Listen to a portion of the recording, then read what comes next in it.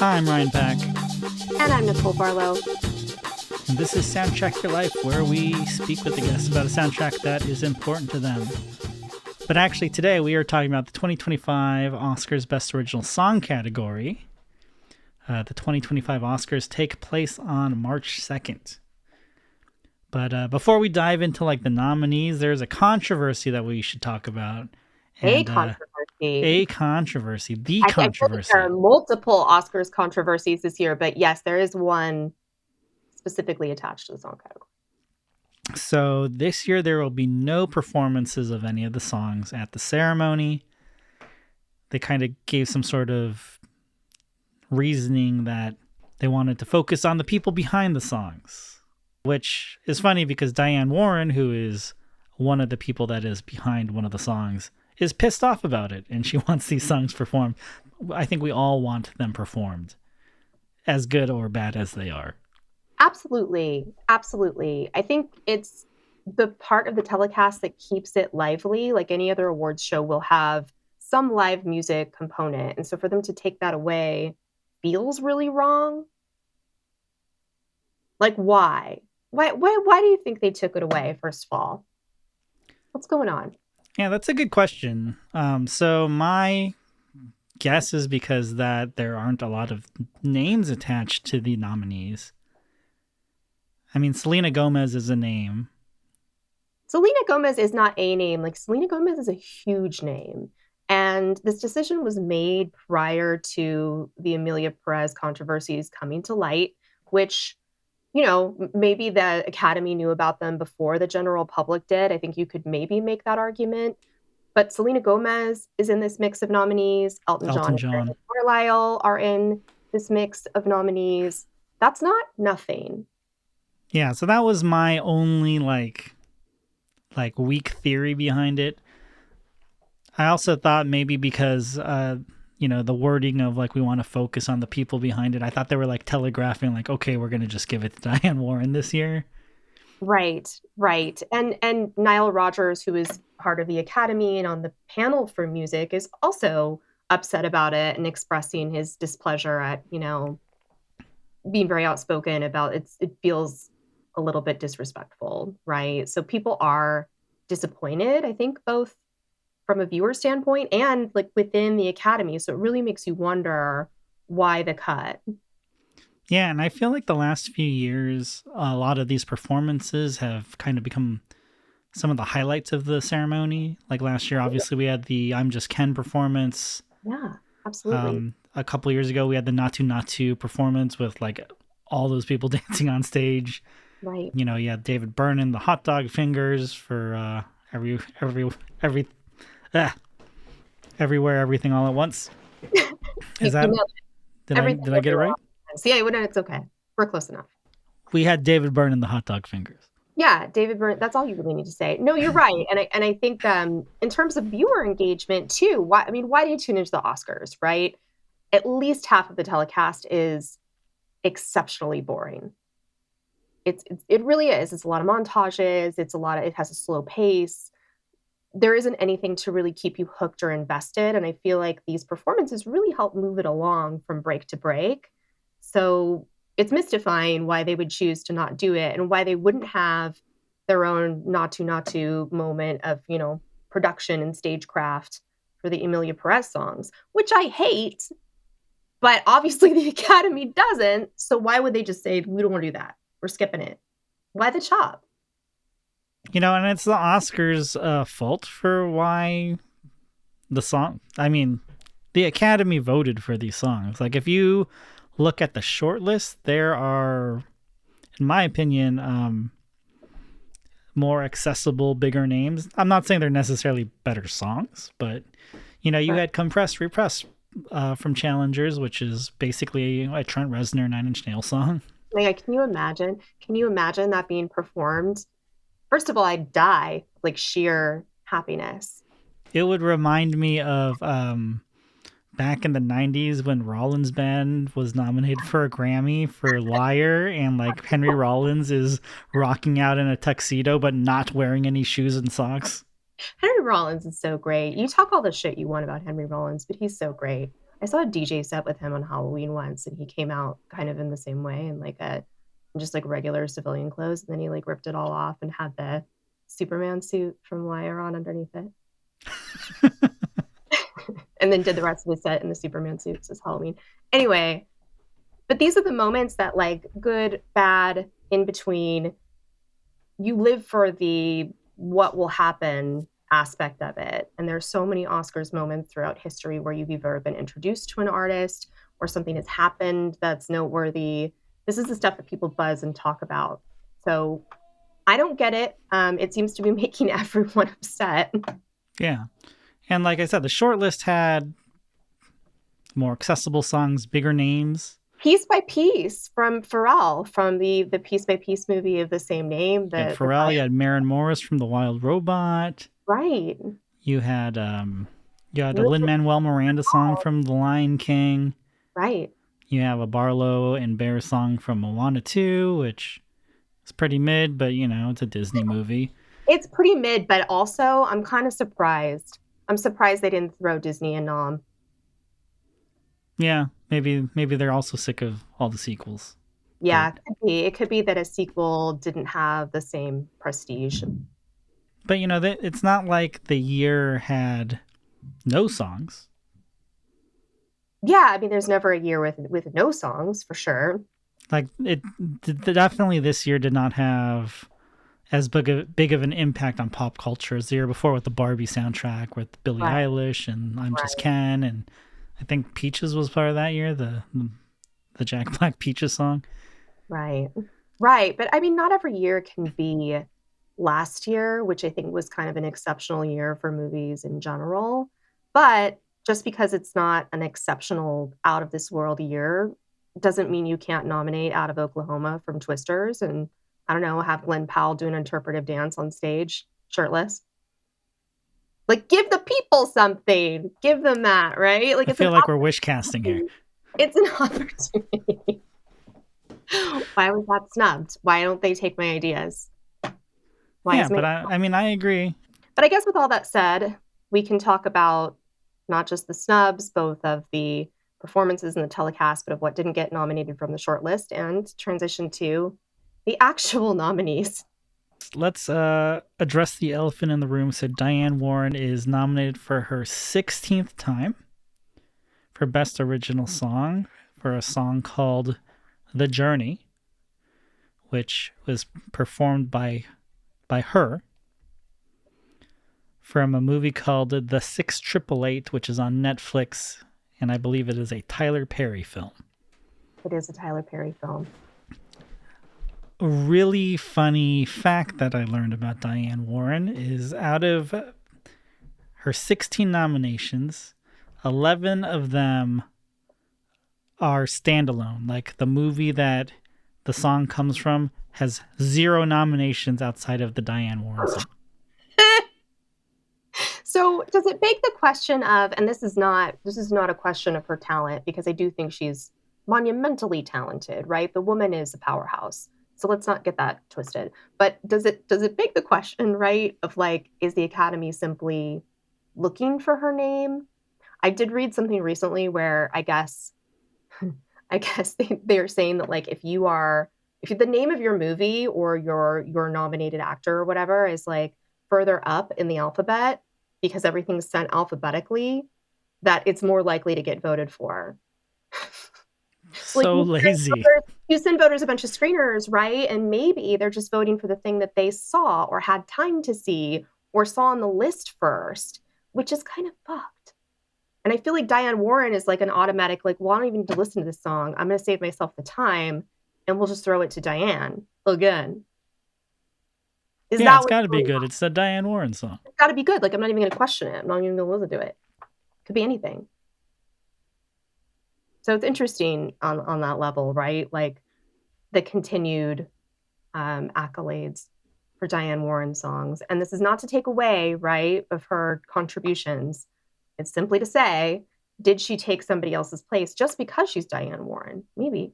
At this point, you got to ask. I would say in this year, I think she's not stealing anything. That's a good point. That's a good point. But you know, it's weird because like I feel like in the '90s where we had the golden age of soundtracks, where you had terrible movies that had like five bangers on it, like Yeah, those movies never got nominated for anything because everyone's like, these are terrible movies. that's real. Yeah, you're completely right. She kind of comes from it's a different era of songwriting for film where you're really just you're doing the end credits song, right? And the movie is incidental. They probably give her some kind of elevator pitch, like 3-line description of what the 688 is about. And then she goes and puts a bunch of platitudes on it, picks an artist, and they jam it out, right? Which kudos to her. I work in advertising. I know a template when I see it. I know a workaround when I see it. We've all got them as creative people. But yeah, like her kind of Mad Lib approach to it feels very unchanged for better and for worse. So yeah, this song is almost hard to talk about in that way because it's just a Diane Warren song, right? Yeah, it's a nice, pretty ballad. Obviously, her is very talented. Like it could be called The Climb. I think, didn't she have a song, like a sort of country song, like a year or two ago that we talked about, and it has the same the something. I can't remember it now because it's not that memorable. I mean, it's very different from the Flaming Hot Cheeto song. That's true. Flaming Hot Cheetos song was different. She got range. She can sing about a Frito, a Cheeto, your wife leaving you. I don't know what the 688 is about. Do you? Do you know the synopsis? No, I know with Kerry Washington's in it, I believe. We didn't bother, folks. This is not a well-researched podcast. Well, it took me a while to figure out like where it was because I was like, I've never seen a trailer for it. Like I know it. I've heard about the 688 for like months, and then I was like, oh, it's on Netflix. That's why. The 688 on Netflix. Oh, I do know what it is. No. It's a Tyler Perry movie, but it's about the battalion of Black women who delivered mail during World War II. So it's not a Medea movie. No, it's not a Medea movie. It's like a period piece about these all-female soldiers during World War II. So I take it back. I have heard of it, but I think I didn't remember it based on the name. So I have heard of this. But actually that makes it weirder because this song doesn't seem like it belongs anywhere near a movie about World War II. Not that it has to be like Boogie Woogie Bugle Boy or some shit, but I would not have guessed that from the song. Let's put it that way. So we got Diane Warren, and then we have two songs from Emilia Perez. One is called El Mal, and the other one is Mi Camino. Well, let me just say that El Mal is really putting the mall in El Mal. It is bad. It is a bad song. Is what I'm trying to say. Yeah, it was totally not what I was expecting. I have not seen Emilia Perez. Neither have I, and I think at this point, with all the controversies and the very valid points that Mexicans and Mexican Americans seem to have about this movie about cartels created by a French person coming from outside seem very valid. And the woman who is nominated for an Oscar seems like a real hateful bitch. So I think this movie is in trouble. And I think these songs, even if they were blowing me away, they're probably not going to win. Funny fact about El Mal is so the director of the film has a writing credit on the song, Jacques Audiard. And I mean, I think also Luca Giordano has one on Compulsory Press, helped with the lyrics, even though it's very much a Trent Reznor song. Right. I mean, it's probably just that nod of like the director directed a little bit, but who knows? So Audiard has a writing credit on it and is also nominated for Best Director, and joins a list of two other directors who received nominations in both original song and directing. And one of those people is Spike Jonze. It was Leo McCrary and Spike Jonze. Oh, amazing. And I believe Spike Jones was for her. That's a fun fact. I like that fact. This fact is less fun. Like Spike Jones, he will not win for Best Original Song. But the Yes. Spike Jones song from her is actually good. It's that Karen O song. Yeah. That is a good song. Yeah. And again, I feel like I can't speak with complete authority, or maybe people are not listening to me because they know my hatred of musicals. It's not hatred. It's just I'm specific and particular about musicals, and this is a musical. But these songs are just not. It is not the language barrier. It is not the fact that it's a musical. It is not any of that. They're just not great. They feel really cheap to me. They feel like they're not produced well. They don't really have a lot of emotional oomph. The genre is very muddy. They're just very weird. And I can't figure out why they nominated two. Tell me why there are two of these songs from Emilia Perez in Best Original Song when we could have had something else. And El Mal, the only emotion is anger. Anger from the song and anger from me at the song. But Ducal and Camille, who are the writers of Mi Camino, they are also nominated for El Mal. They have two songs in this category for the first time since Justin Hurwitz and Benji Pasek and Justin Paul for La La Land. Which we don't speak of. I'm fine with speaking of those two songs being nominated. Yeah. So, I mean, it's been a while, and that's how rare it happens. It's been 8 years, and for some reason they decided this movie needed two. Yeah, I'm just surprised, and maybe that's the way the votes split. But I think it is surprising because I think Pharrell or Trent Reznor and Atticus Ross could have really easily taken a spot here, and we wouldn't have really been missing anything. It would have been a more rounded list. So interesting that there are two. Sorry for those that are disappointed in this commentary because we have not seen Emilia Perez, but I don't think I'm going to watch that film. Me neither. I think it's a skip. So the other two nominees for this category, one is Like a Bird from Sing Sing. Music and lyric by Abraham Alexander and Adrian Quesada. Quesada is, I believe, from the Black Pumas. Yes. A band that I hear about but know very little about. Right. It's like, are the Black Pumas the Black Lips? Are they the Black Kids? Which one are they? They're not the Black Keys for sure. Not the Black Keys. A lot of bands with black as the first word yeah. Everybody said White Stripes. We're going black. Fill in the blank. And then, you have Black Star, which is Talib Kweli and Mos Def. And so Quesada's from the Black Pumas. The last thing I heard about the Black Pumas before learning about this nomination was they got tabbed to perform headline at Pitchfork, and everyone was like, why? This is before the Pitchfork Fest went up in smoke. Yeah, this is like the last Pitchfork Fest, and it's like, let's get the Black Pumas to play, and everyone's like, yeah, this is why it's the last Pitchfork Fest. Yeah, that was the final nail, probably. I assume the Black Pumas are fine. They just seem like one of those, like, they sound respectable. Like they're a good band for corporate events and things like that. They're a good band for corporate events. Like they're edgy for like people who don't like edgy music.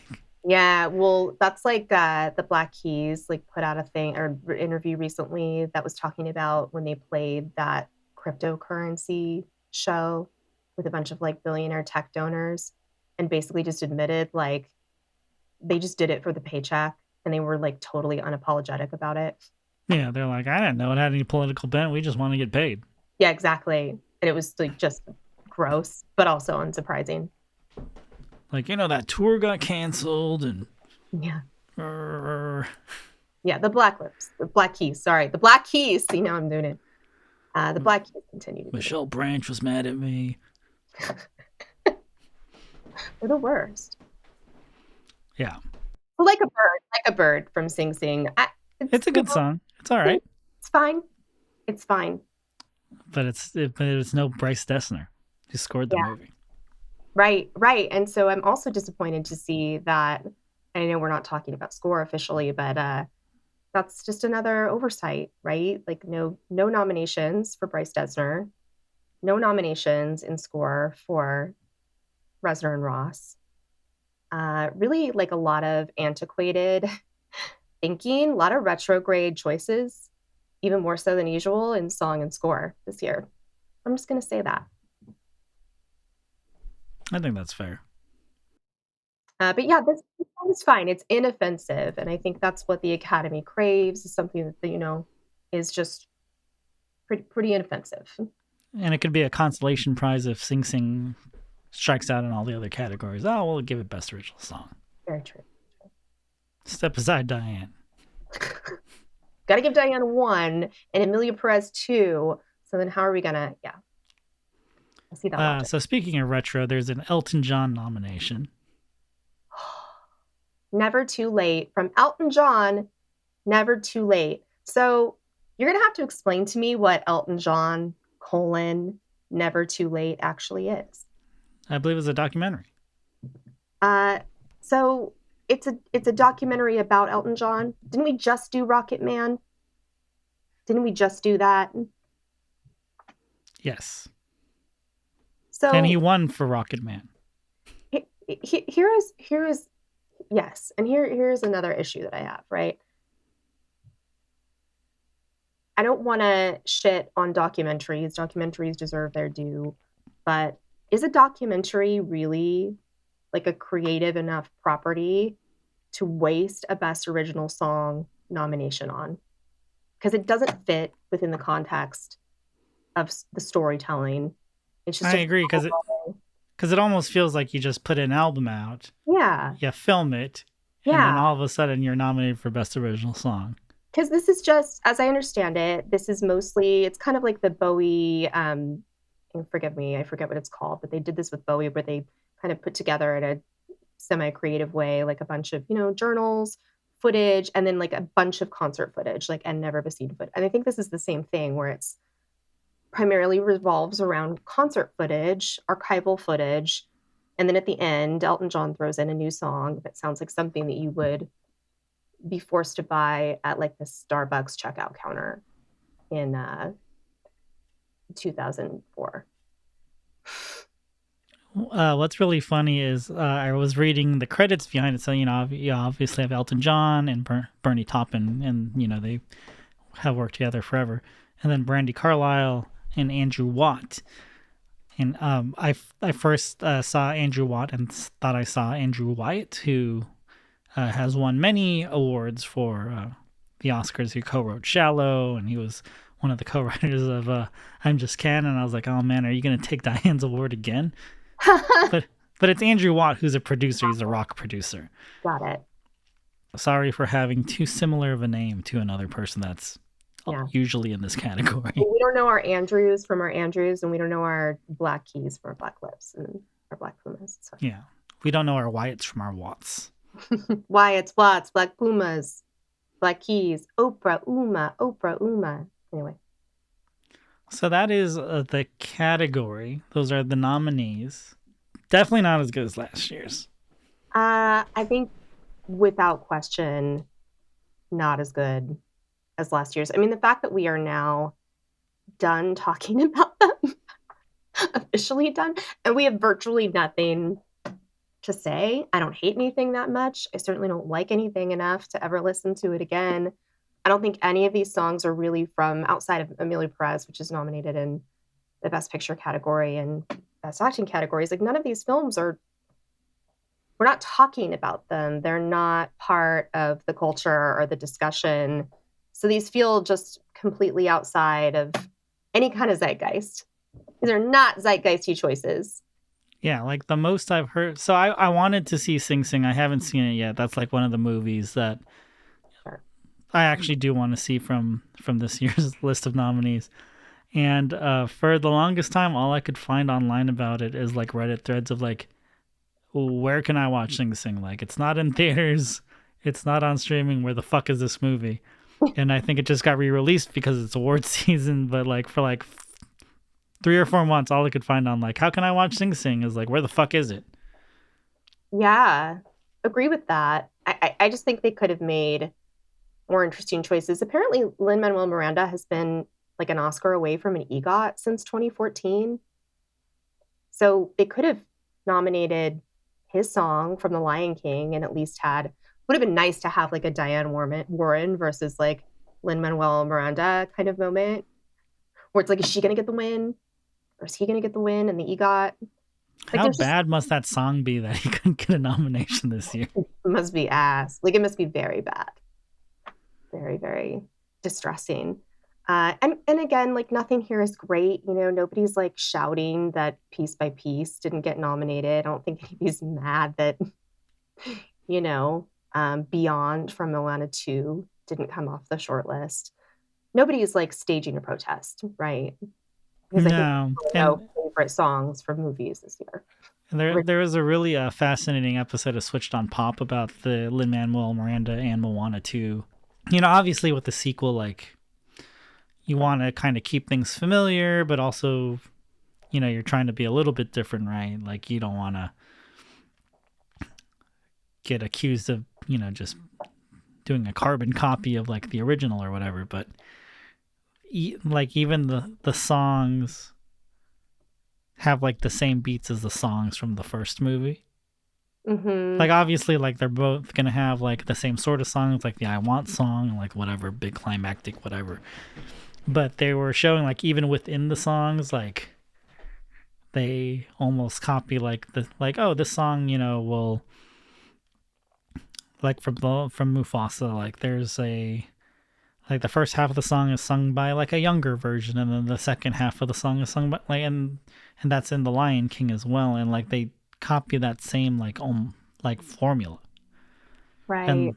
And then kind of similar with like Beyond and How Far I'll Go from the first Moana.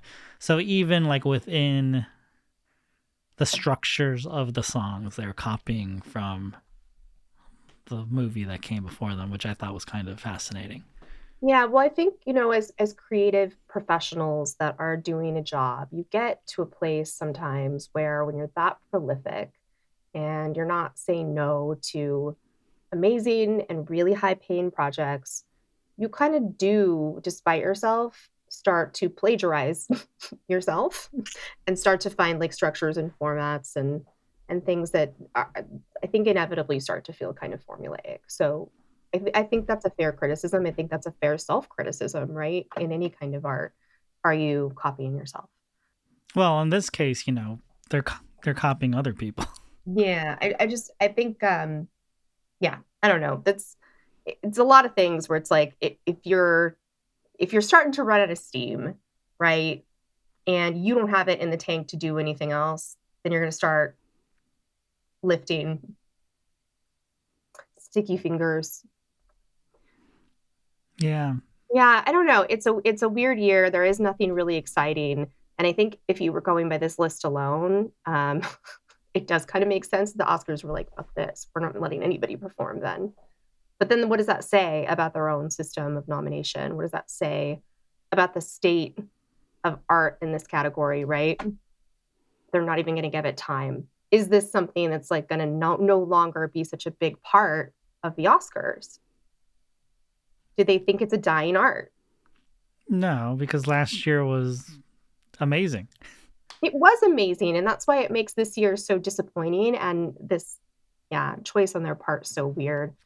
Yeah, and I think like original score is another one that again, there's some really odd choices.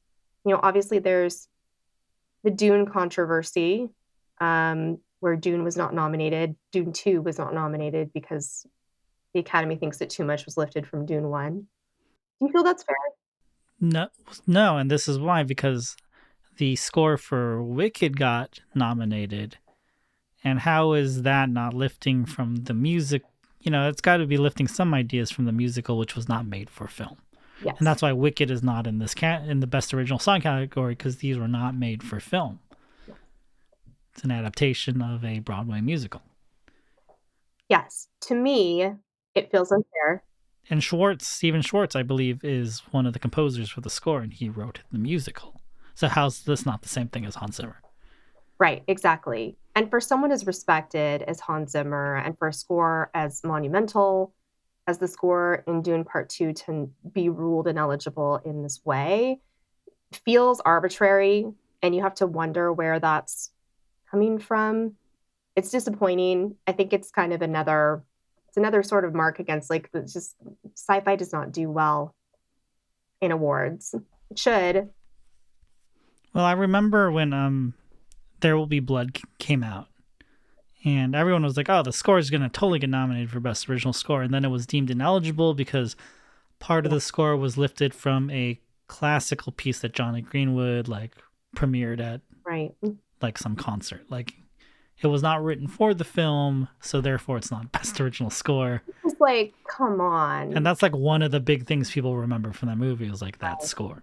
The thing. It's, yeah. Well, that and I Drank Your Milkshake. Yeah, right. No, but it's part of what makes the movie as memorable as it is. And so, again, that feels like kind of an arbitrary rule, some archaic thing that they're using to not acknowledge the way modern scores are sometimes put together, the methods that are used now versus what might have been acceptable then.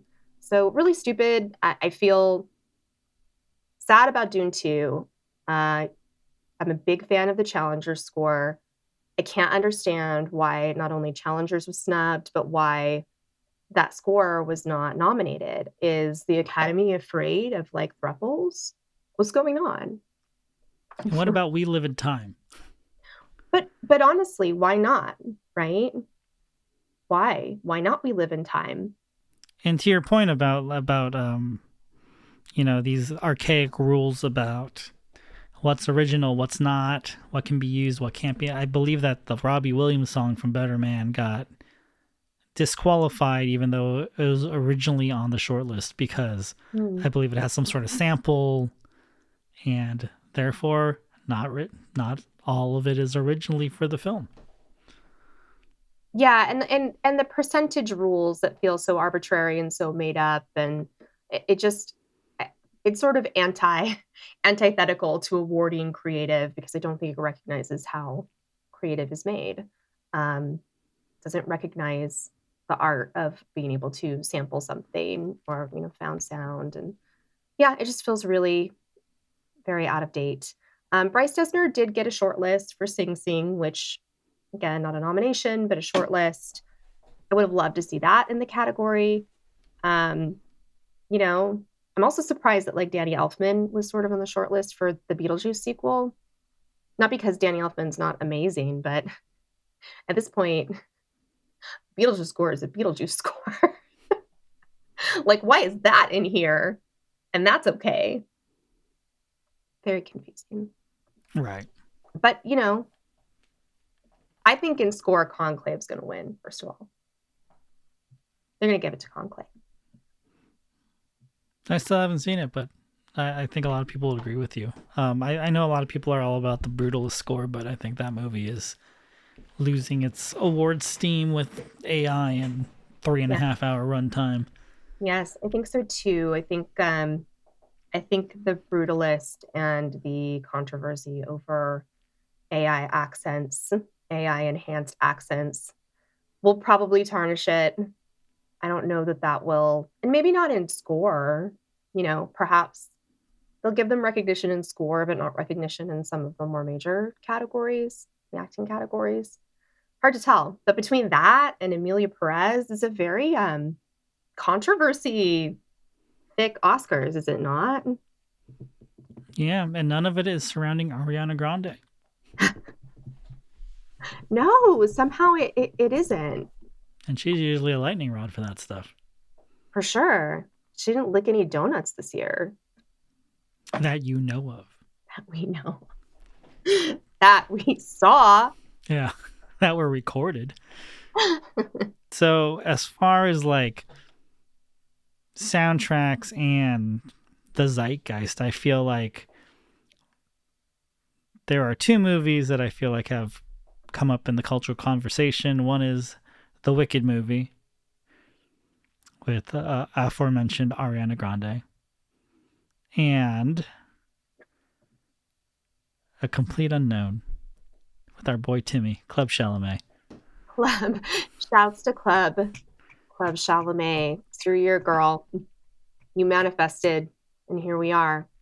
I do think it's interesting, right, that we have 3 different movies in the Best Picture category that are, I don't know if you could call Complete Unknown a musical. It isn't, but it might as well be.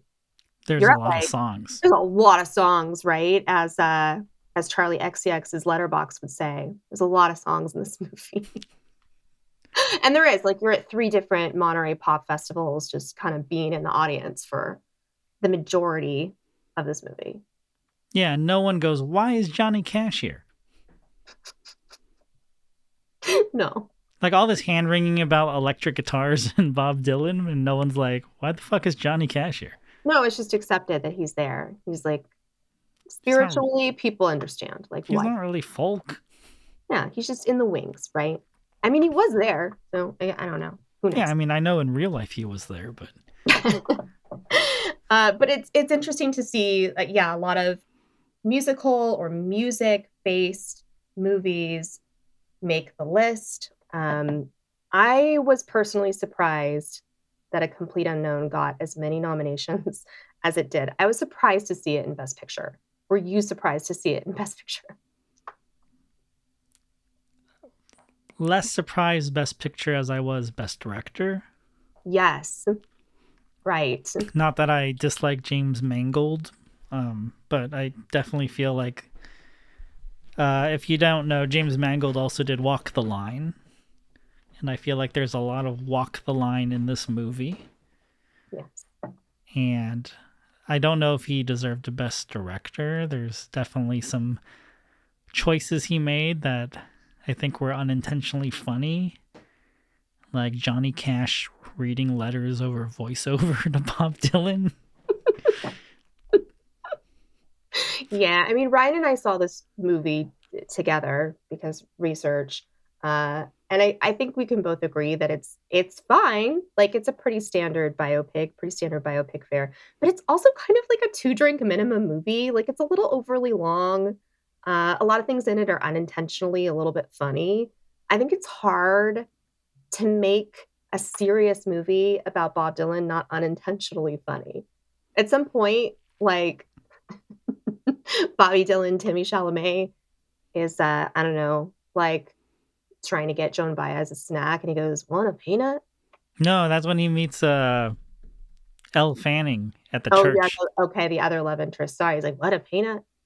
Want a peanut? Peanut is Bob Dylan voice, like, just out of just the peanuts like appear, and for some reason we started like gasping. It's so fucking funny. Yeah, I mean, I think Dylan is a weird sort of figure to do a film on. You know, he's not cinematically. It's not easy to like pinpoint like why he is interesting. Right. This movie kind of paints him as a rebel. Like, that's the easiest way to go about things, right? Like, oh, I'm bringing electric guitars to the Monterey, to the Newport Film Folk Festival. Yeah. We'll do 3 songs and we're out, boys. But, you know, he's not really a rebel, and I think... No. So, you know, because Mangold did Johnny Walk the Line, Johnny Cash was, like, made for the biopic. His story was made for the biopic. Exactly. It has everything, as they say. So trying to shove Bob Dylan into that formula, it doesn't always work.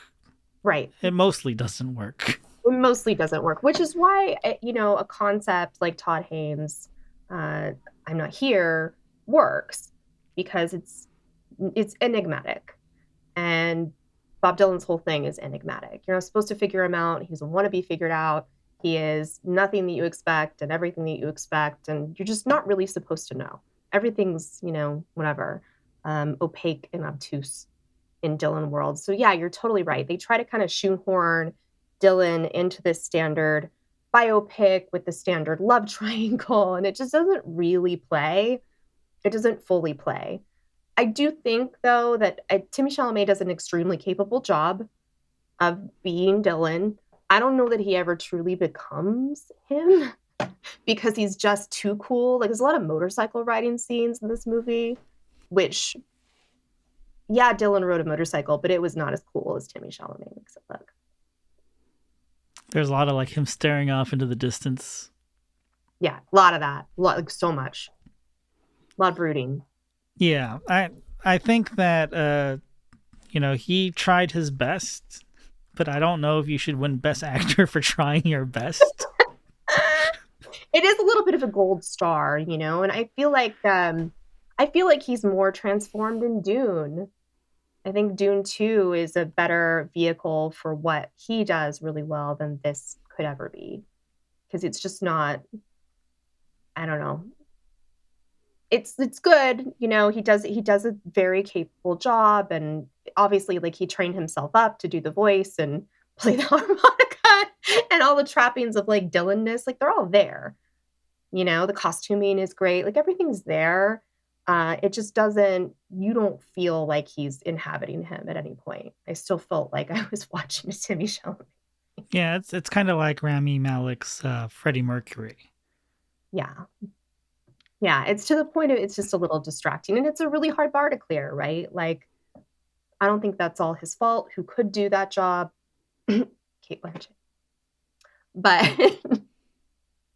yeah, a little surprised how much love A Complete Unknown actually got this year, but maybe the Academy just continues to love a biopic.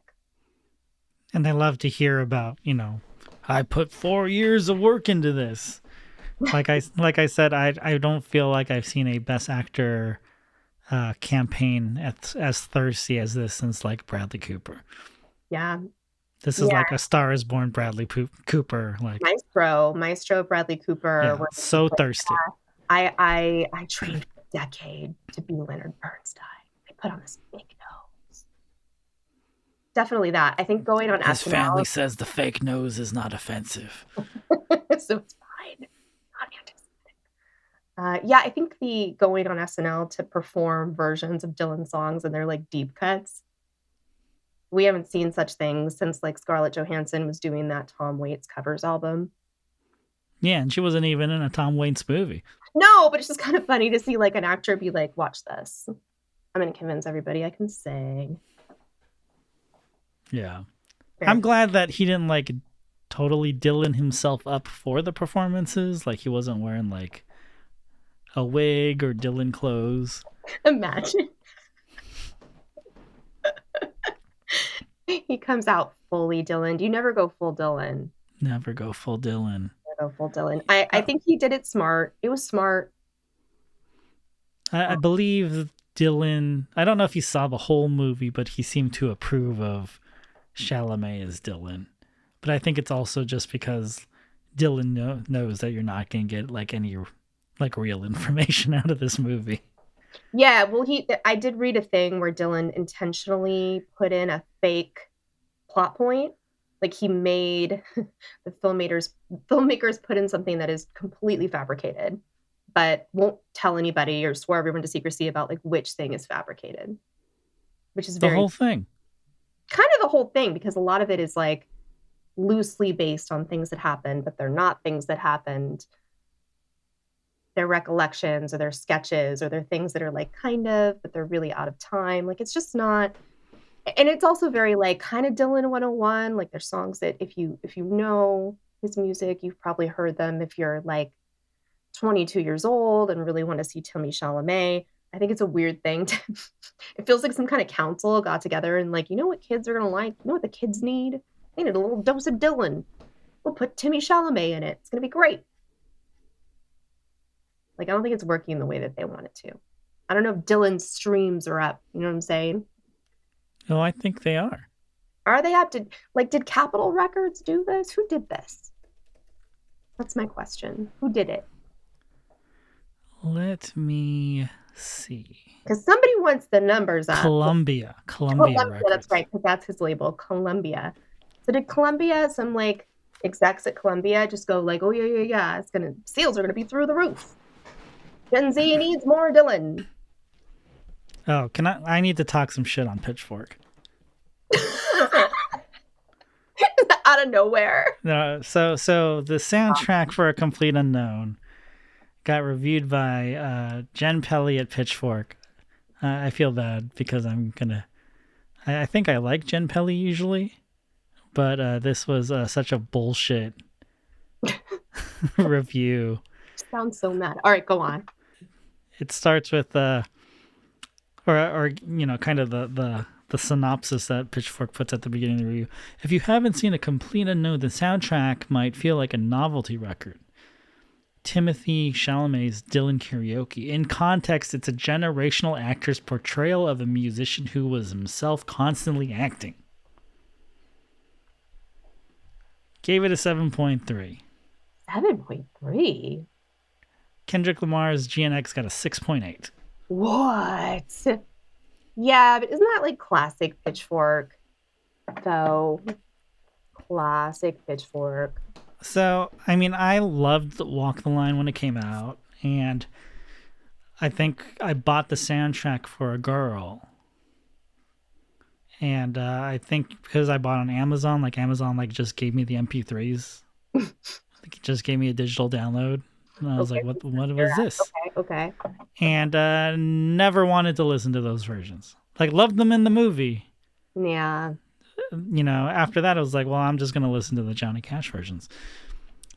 I don't know anyone who needs the Complete Unknown soundtrack unless you just really want to hear Timmy try to sound like Dylan. And that's the problem for me, is that this is not essential listening. It's a really good approximation, but the recordings exist, and I don't know why you would want to hear the expensive produced karaoke version. I just don't know. So they're not expensive produced versions. They're live? These are the versions that they cut on set. Oh, they did them live. It's a live. I didn't know this. And so, when he's playing Maggie's Farm or whatever at the end, ooh, and that lady goes, Judas! That is on the soundtrack. Funny. And that got a 7.3. Yeah. Yeah. Okay. I mean, sure. It just seems like one of those things that, as you said, you divorce it from the film, and when are you really going to go back to that? A 7.3 should be reserved for something that you want to listen to, more than one time. So sorry, Jen Pelly. This review should have gone in the trash. Why even review it? I don't. Anyway. Yeah, why review it and then why be like, yeah, it's good. It's good. Well, there's plenty of things that Pitchfork would choose not to review. Whatever. We don't know why, but that does seem excessively high. Too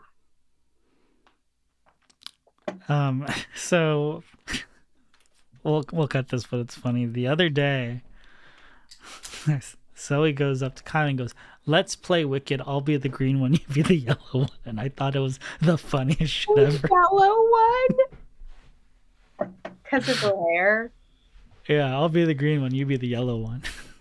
Honestly, she does look kind of yellow, though. Just overall. I was like, she looks like an albino. She looks kind of sickly. It's kind of sad. And I know you're not supposed to comment on people's weight and appearance, and generally I abide by that, but she looks like she's dying. She's so thin. It's not good. Well, to get back to talking about nominations and films that are nominated, so Wicked has 10 nominations. The top nominated film is Emilia Perez at 13.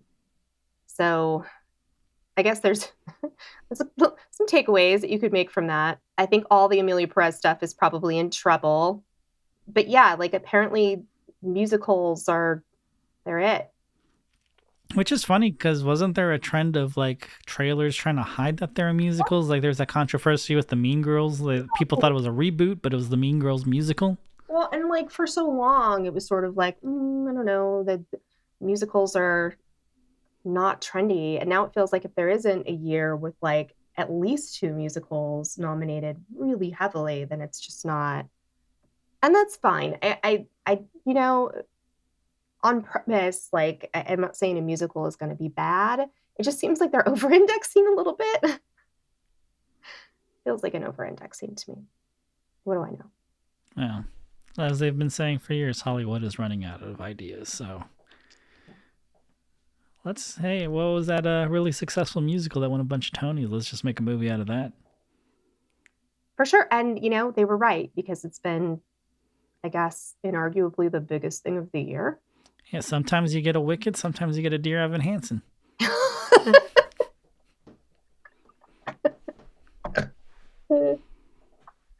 Oh my God.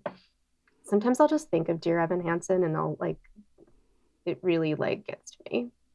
Have you seen it? No, but just the idea that anybody could let that old guy be Evan Hansen. He looks so old. It's not even remotely believable. Yeah.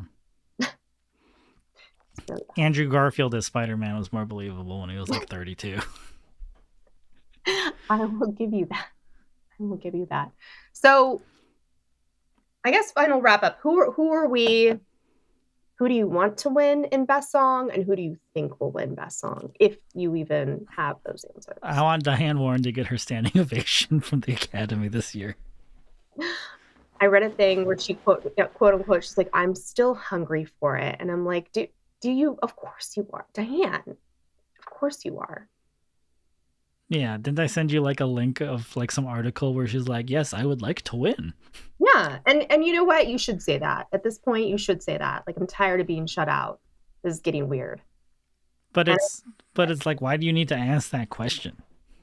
She doesn't want to be this trivia answer of who won the most nominations without ever winning an award. She doesn't want that. Yeah, I think also maybe if it were me, I might be sick of having to find formal wear and to keep showing up to this thing.